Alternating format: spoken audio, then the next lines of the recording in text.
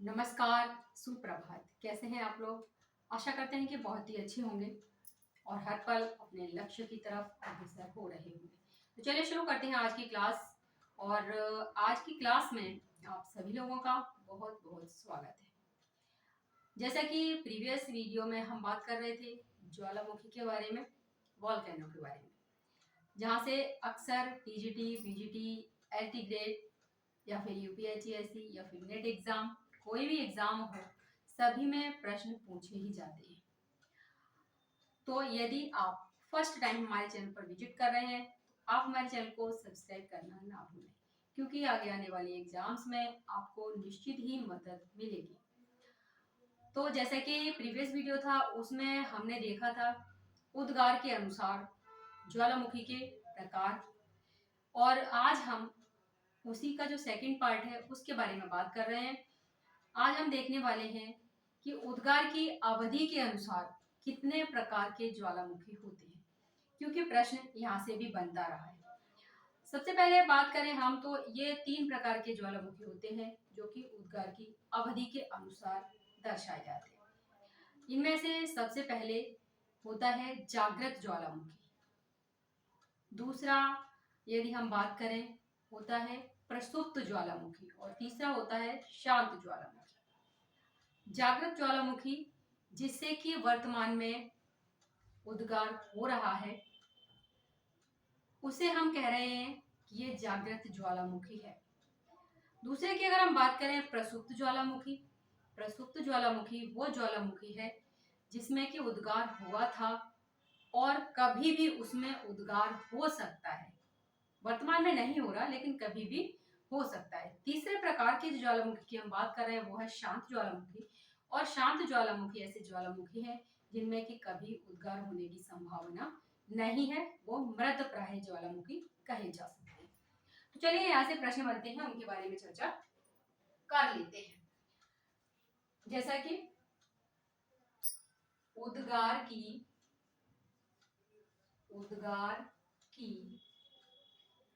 अवधि के अनुसार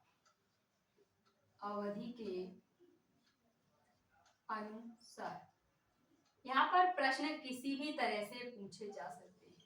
प्रश्न तो इसमें भी बन सकता है कि उद्गार की अवधि के अनुसार है। अब यहाँ पर आपको 3 ऑप्शन मिलेंगे कि जागृत, प्रसुप्त और शांत ज्वालामुखी, या फिर तीनों ही किस प्रकार के हैं। तो उद्गार की अवधि के अनुसार इनका वर्गीकरण किया गया है। सबसे पहले हम बात कर रहे हैं यहाँ पर जागृत ज्वालामुखी, ठीक है। सेकंड प्रसुप्त ज्वालामुखी,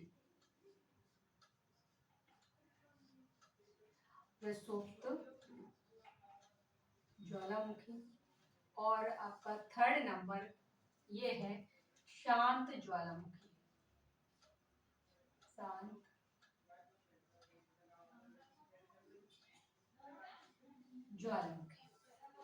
यहाँ पर हम उन्हीं ज्वालामुखी की बात करेंगे जो कि अक्सर एग्जाम में पूछे जाते रहे हैं। तो ये जागृत ज्वालामुखी की बात करें तो यहाँ पर आपका आ जाएगा एटना और स्ट्राम्बोली।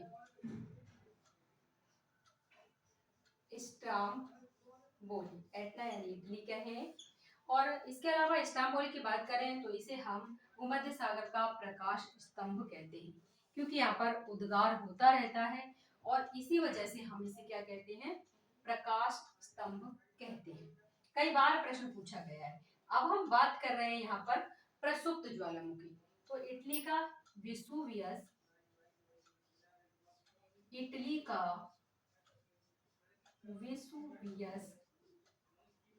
ज्वालामुखी, ये आपका प्लिनी महोदय ने बताया था। तो प्लिनी महोदय के अनुसार हो सकता है कि प्रश्न यहाँ से भी पूछ लिया जाए। तो इटली का विसुवियस ज्वालामुखी किसमें आ रहा है, ये आ रहा है आपका प्रसुप्त ज्वालामुखी में। नेक्स्ट हम बात कर रहे हैं यहाँ पर शांत ज्वालामुखी। शांत ज्वालामुखी में एक तो आपका आ जाएगा कोह सुल्तान, कोह सुल्तान। अगर इसकी हम बात करें तो ये ईरान, और वहीं पर हम दूसरे की बात करें तो पोपा, पोपा ये है आपका म्यांमार में। कोह सुल्तान ईरान में है, पोपा की अगर बात कर रहे हैं तो ये म्यांमार में है। किलिमंजारो तीसरा है आपका, किलिमंजारो, तो ये आपका अफ्रीका में है। और वहीं पर हम चौथे की बात करें तो ये है चिम्बाराजो, चिम्बाराजो, और ये है आपका दक्षिण अमेरिका। कहां पर है? दक्षिण अमेरिका में।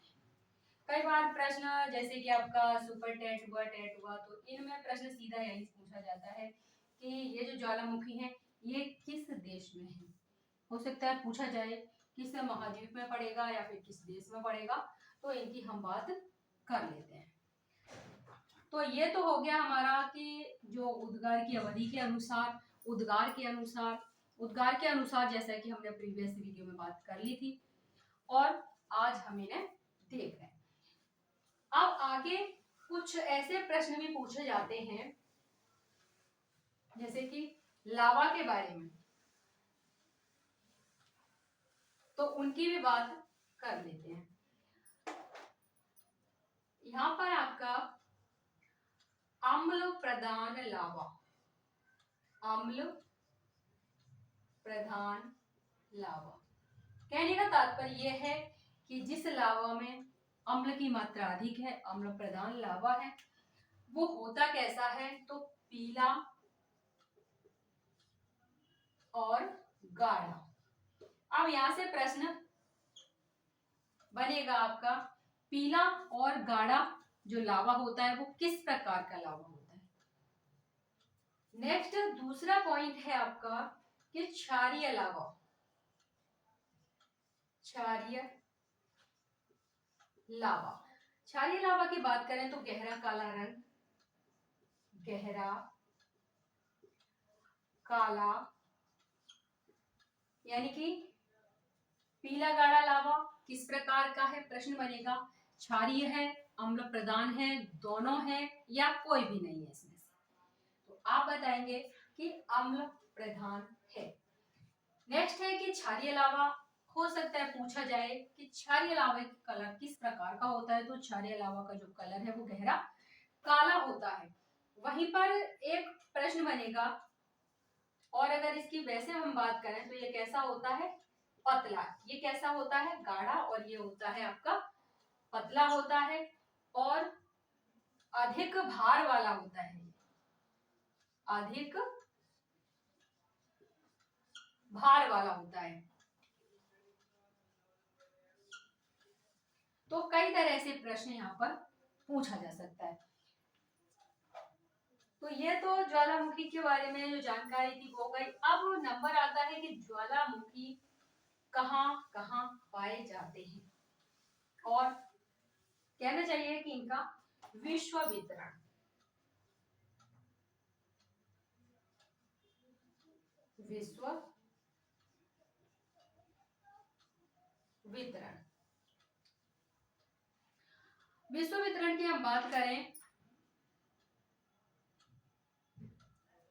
तो ये ज्वालामुखी के जो क्षेत्र हैं वो 3 क्षेत्र मुख्य बताए गए हैं, और ये 3 कौन से हैं? तो सबसे पहला इसमें आता है आपका प्रशांत महासागरीय पेटी, प्रशांत महासागरीय पेटी कह सकते हैं इसे, और दूसरा है अटलांटिक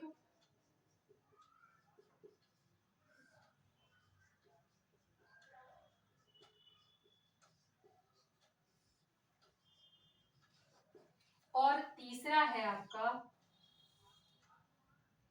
हिंद महासागरीय क्षेत्र, हिंद महासागरीय क्षेत्र या पेटी। अब अगर हम बात करें तो जो प्रशांत महासागरीय क्षेत्र है, प्रशांत महासागर के जो आसपास का क्षेत्र है उसमें सबसे अधिक ज्वालामुखी की मात्रा पाई जाती है। लगभग 500 ज्वालामुखी यहाँ पर पाए गए। यानी कि अब तक अगर हम सक्रिय ज्वालामुखी की बात करें तो 500 सक्रिय ज्वालामुखी हैं और उसमें से यानी कि जो 500 सक्रिय ज्वालामुखी हैं और उसमें से 450 कहाँ पर पाए गए, तो प्रशांत महासागरीय पेटी में। तभी कहा जाता है कि जो परिप्रशांत मेखला है उसमें सबसे ज्यादा ज्वालामुखी, और जब ज्वालामुखी है सबसे ज्यादा तो वहीं पर भूकंप भी सबसे ज्यादा ही पाया जाएगा। यानी कि भूकंपीय क्षेत्र भी वही होगा जो ज्वालामुखी क्षेत्र है। तो इसकी हम बात कर रहे हैं परिप्रशांत मेखला की, यानी कि टोटल है 500 और उसमें से आपका 450 प्रशांत महासागरीय पेटी में ज्वालामुखी पाए गए हैं। 50 की हम बात करें अगर तो इन दोनों को मिला के यानी कि हिंद और अटलांटिक महासागरीय क्षेत्र, ये जो दोनों पेटियां हैं इनमें कुल 50। प्रश्न पूछा जाता है कि सबसे अधिक ज्वालामुखी किस पेटी में आते हैं, तो उसे परिप्रशांत महासागरीय पेटी बताया जाता है। कभी कभी प्रश्न आता है कि जो क्षेत्र है वो कितना क्षेत्र है जिसमें पाई जाती है, तो परिप्रशांत मेखला, परिप्रशांत मेखला में सबसे अधिक, अब सबसे अधिक कितने हैं, तो यहाँ पर जितने टोटल ज्वालामुखी हैं उसका 2/3 आपको परिप्रशांत मेखला में मिल जाएगा। अब इसके कई नाम हैं। परिप्रशांत मेखला को किस अन्य नाम से भी जाना जाता है, वहीं से प्रश्न बनता है। तो पूछा जा सकता है आपसे कि fire grid of the Pacific, fire grid of the Pacific second है ये कहा जा सकता है, या फिर fiery ring of the Pacific, ring of the Pacific. दोनों पॉइंट नोट कर लें। कितने ज्वालामुखी पाए जा रहे हैं, टोटल जो ज्वालामुखी है उनका 2/3 भाग परिप्रशांत मेखला में है। क्या क्या कहते हैं इसे, fire grid of the Pacific या फिर fiery ring of the Pacific कहा जाता है। नेक्स्ट हम बात करें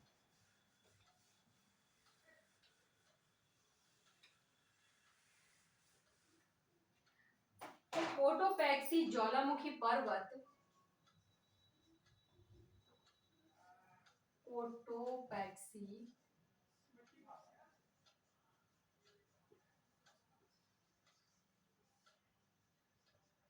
ज्वालामुखी पर्वत, इसी पेटी में पड़ेगा। और कितना ऊंचा है ये, 19,613 फीट ऊंचा है। तो ये आपका कहाँ पड़ेगा, एक तो आप ये दक्षिणी अमेरिका हो गया है ना, और दक्षिणी अमेरिका में जो क्या है वो है आपका ये इक्वाडोर में, है ना, इक्वाडोर में पड़ेगा।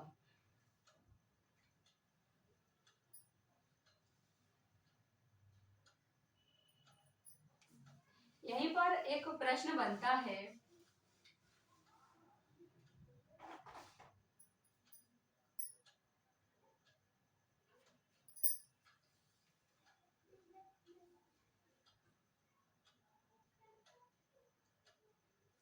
विश्व का सर्वोत्तम ज्वालामुखी पर्वत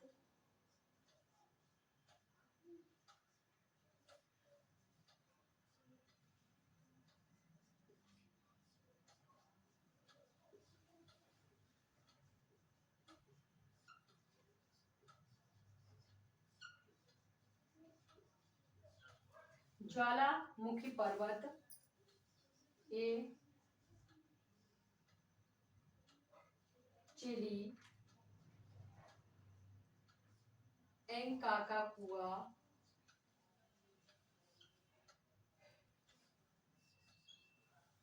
मेक्सिको का पोपो, मैक्सिको का है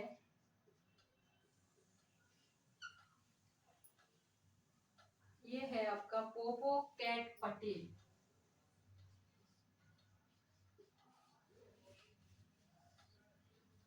मेक्सिको का है पोपो कैट पटेल। अब ये पोपा म्यांमार का मत समझ लीजिए, ये अलग है, मेक्सिको का है ये। और जापान का फ्यूजियामा, जापान का फ्यूजियामा। और इसके अलावा यूएसए का शास्ता, यूएसए का शास्ता, रेनियर व हुड, रेनियर व हुड, यानी कि सभी इंपॉर्टेंट है। ये आपका चिली का हुआ, मेक्सिको का, जापान का फ्यूजियामा, यूएसए का शास्ता, रेनियर और हुड। नेक्स्ट है आपका फिलीपींस का मियान, फिलीपींस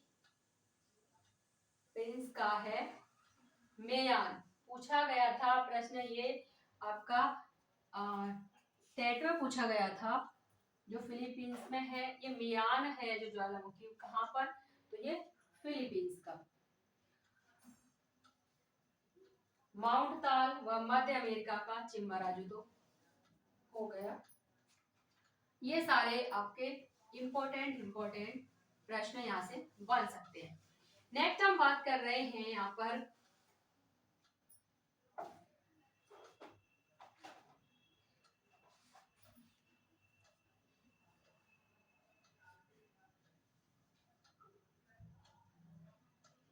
मध्य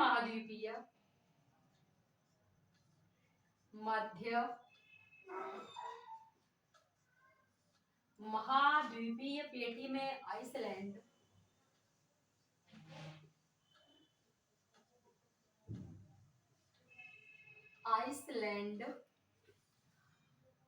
के हकेला से प्रारंभ होकर हकेला से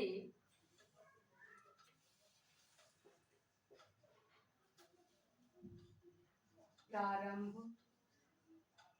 होकर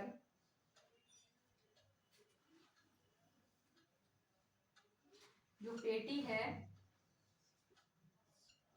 उसमें आपका आएगा भूमध्य सागर, अफ्रीका, हिमालय, भूमध्य सागर,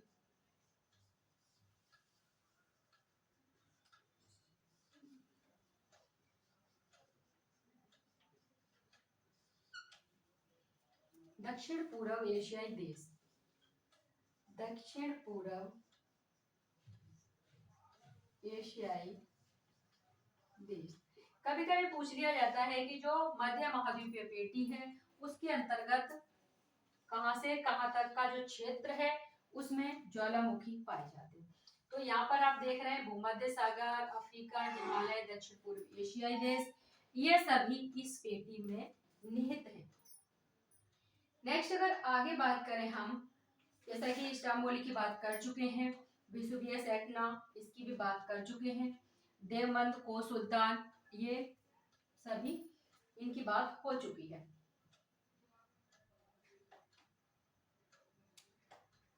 और अगर हम बात करें तो हवाई का मोना लोआ, हवाई का मोना लोआ ज्वालामुखी, ये भी इंपॉर्टेंट में आता है। अब एक प्रश्न आता है कि जो फ्यूजियामा किस प्रकार के ज्वालामुखी का उदाहरण है?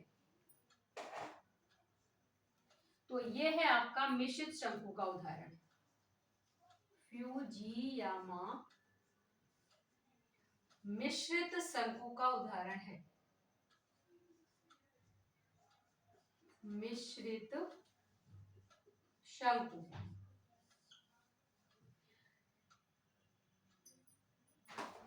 नेक्स्ट प्रश्न है आपका, एक पूछा जाता है कि इटली में क्ले ग्रायन क्षेत्र में, ग्रायन क्षेत्र में सोल्फहारा नामक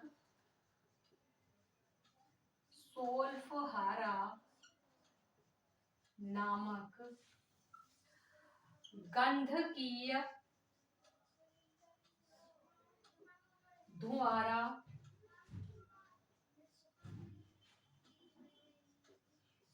स्थित है। यानी कि आपको ये गंधकीय धुआरा है सोल्फहारा, पूछा जाता है कि सोल्फहारा कहाँ स्थित है? इटली में है। और ये क्या है? ये गंधकीय धुआरा है। नेक्स्ट अगर हम बात करें यहाँ पर, तो एक पूछा जाता है कि गैसर ज्वालामुखी से संबंधित एक शब्द है गैसर। अब गैसर क्या होता है? बहुत से ज्वालामुखी जो विस्फोट होता है उसमें आपका ये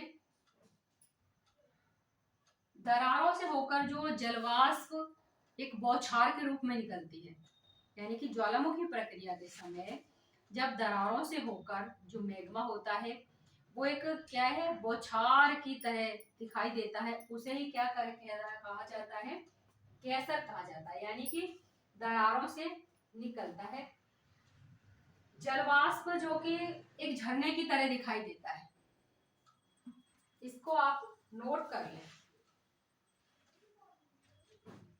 ज्वालामुखी विस्फोट के समय दरारों से होकर जलवाष्प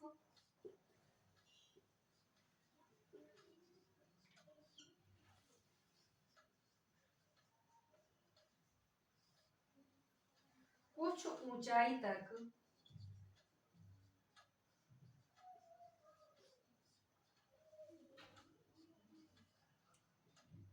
झरने की तरह निकलती है।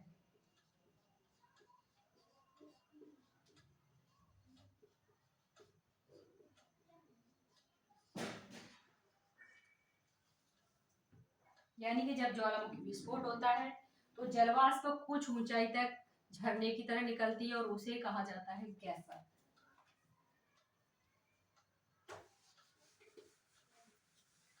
अब इसमें आपका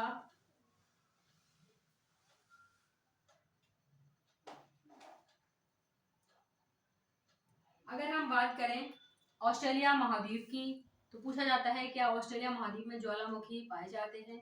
तो नहीं, ऑस्ट्रेलिया महाद्वीप में ज्वालामुखी नहीं पाए जाते। अगर हम भारत की बात करें तो भारत में नारकोंडम और बैरन दो ज्वालामुखी पाए जाते हैं।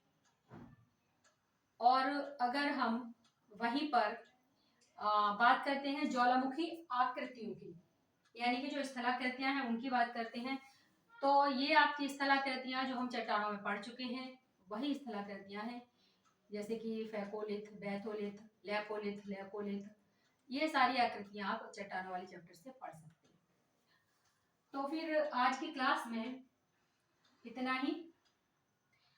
ज्वालामुखी का जो हमारा चैप्टर था वो कंप्लीट हो चुका है। जो भी प्रश्न बनेंगे यहीं से बनते हैं और प्रश्न कहीं से नहीं बनते, प्रश्न तो चैप्टर से बनेंगे आपके। अगर आप उसे ध्यान से पढ़ेंगे, एक एक पॉइंट को आप नोट करेंगे, उसे रिवाइज करेंगे, तो प्रश्न कहीं नहीं जाते, प्रश्न वहीं से आते हैं। और नेक्स्ट वीडियो में आगे हम देखेंगे, इसका नेक्स्ट चैप्टर है भूकंप। जैसा कि क्षेत्र के बारे में आपको बता चुके हैं कि जो ज्वालामुखी का क्षेत्र है वही आपका भूकंप का भी क्षेत्र होता है। तो फिर मिलते हैं नेक्स्ट क्लास में, तब तक के लिए नमस्कार, जय हिंद।